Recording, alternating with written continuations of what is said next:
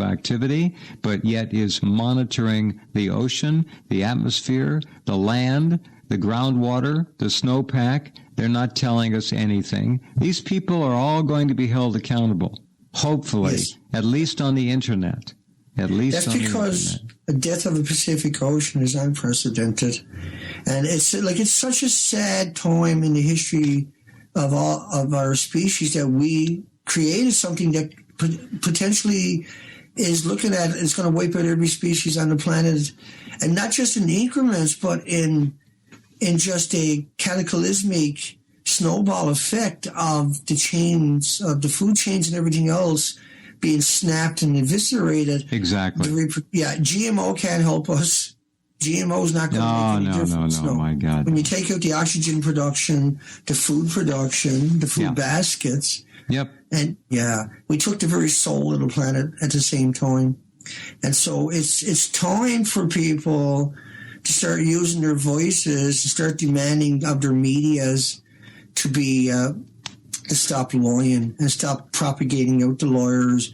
And that's going to, will accelerate on its own. I'm just saying, predicting that's how society should and most likely will start to break down, where people that are holding fast to that fable of the media will now take out their frustration up on that same media as they realize that the media is not going to tell them the truth, and that the media has 100% worked as hard as it could to cover it all up. That's not going to go over good for those guys either, because that's how the average person sees it. As they wake up to Fukushima, I get email after email saying, I've been watching the media, they're not saying nothing. I went looking online, I found you put all the documentation in the video, and there was no way to debunk you because the media doesn't give you any ammo to work with. Correct. And so then after a couple of weeks of that, they realized this is really true. They were heartbroken. Over and over, I get emails like people like that. And it's affecting me. It's really hard for them. It's hard for them. And when it sinks in and finally goes home into their intellect, it is heartbreaking. Sure it is. I talked to a guy, I don't know, I don't even remember where I was, a supermarket or something, said something about fish. And I said, do you still eat fish?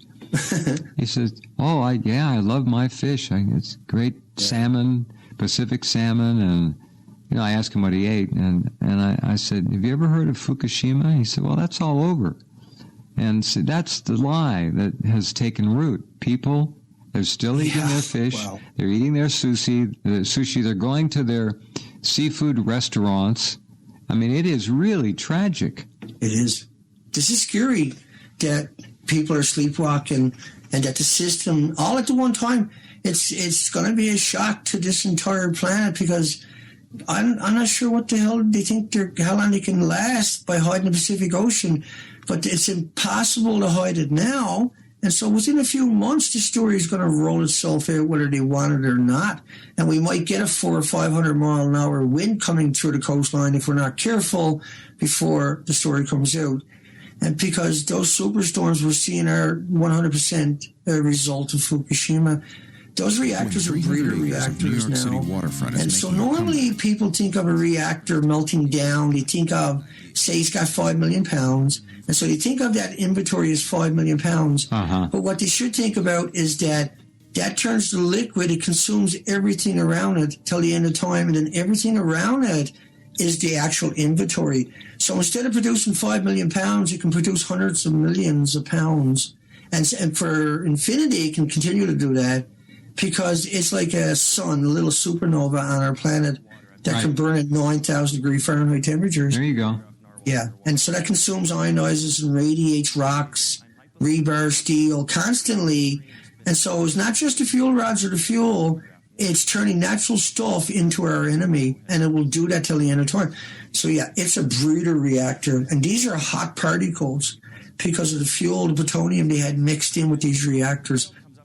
And I have been getting desperate lately to try to get this out there, and I'm pushing everybody too hard, I know.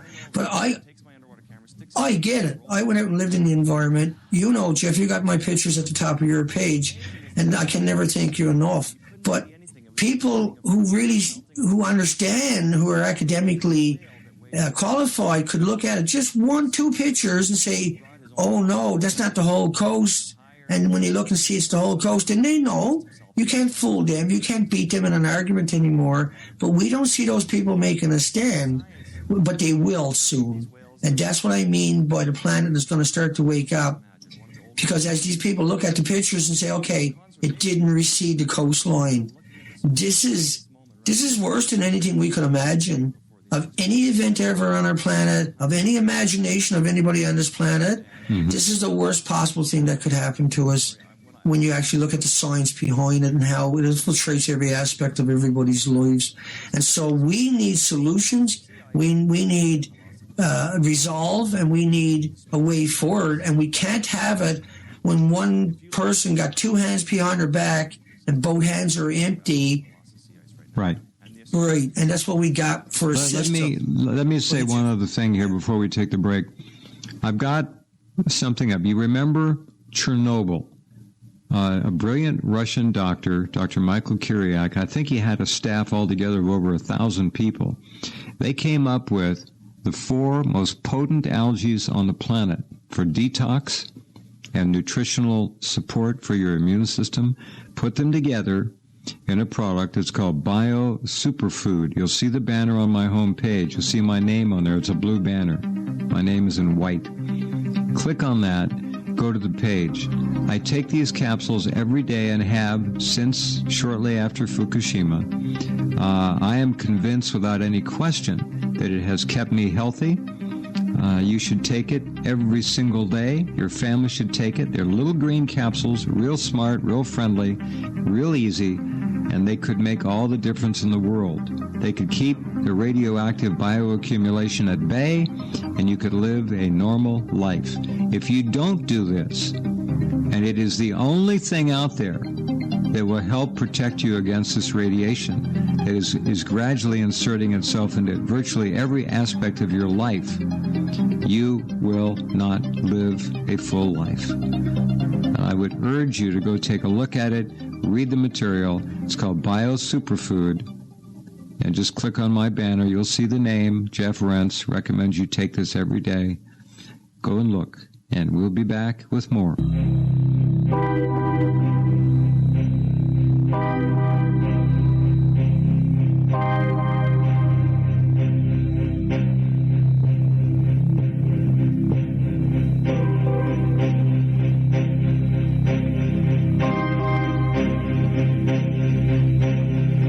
Okay, a program note for you.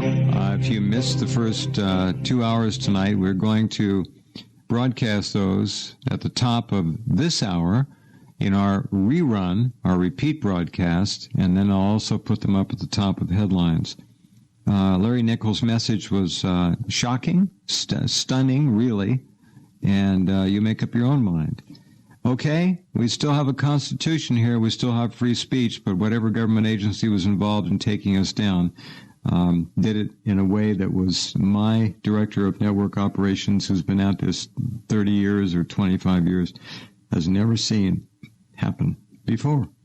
So we're back up now, and they just did it for the first 2 hours, and they also knocked the site down for a half an hour, just to let us know they don't approve of what yours truly and this program are doing, and that's bringing the truth.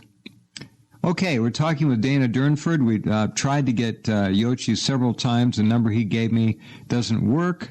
His normal Hong Kong number doesn't work, so I guess we're out of luck on that.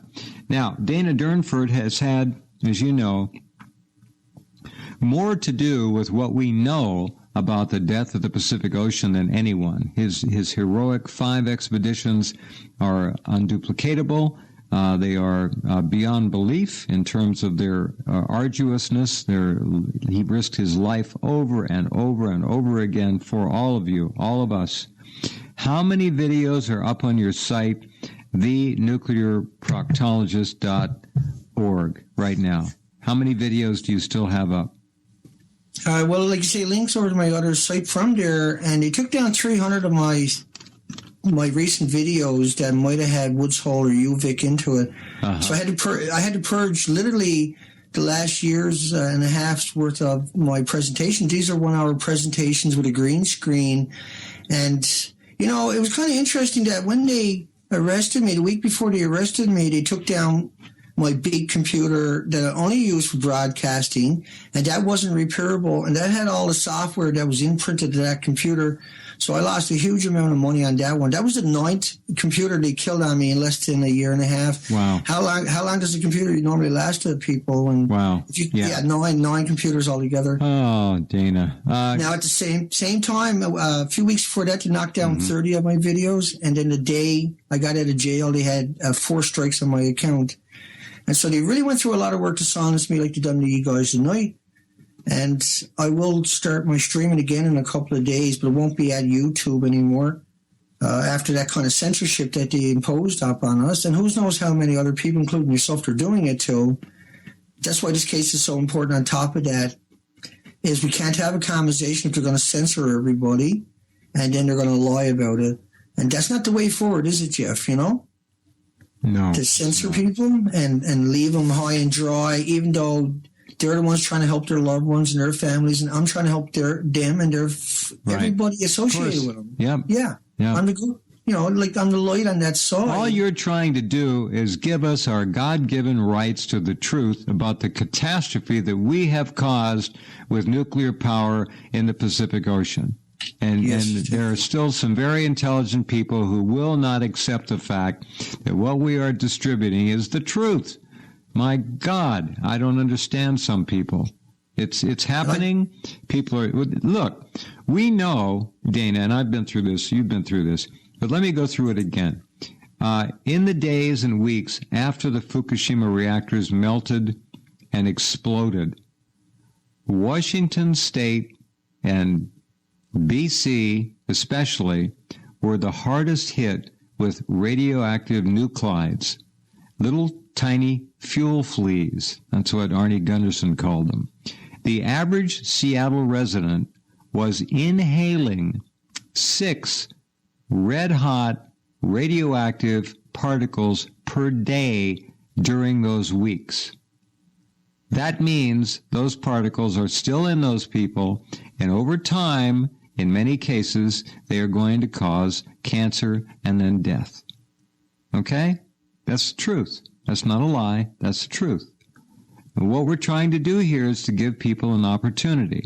And what I mentioned about bio-superfood is not a joke. It is the only thing I know about that you should be taking every day. It's very simple, that will help protect you, literally. These algae can purge and bind with radioactive materials and take them out of your body. It was proven at Chernobyl. They saved tens, if not hundreds of thousands of lives with this product, and I'm very honored to have it on the program. I take it every day without fail. Sometimes I'll take it while I'm on the air here. I'll just open the bottle and take extras.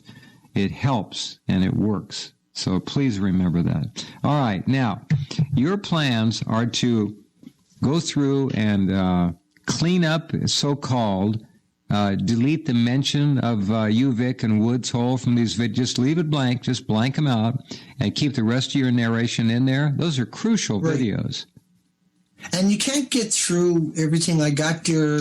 I can't go in and go through. I probably got 1,100 videos left. Yeah. You know, because I've been at this for many years.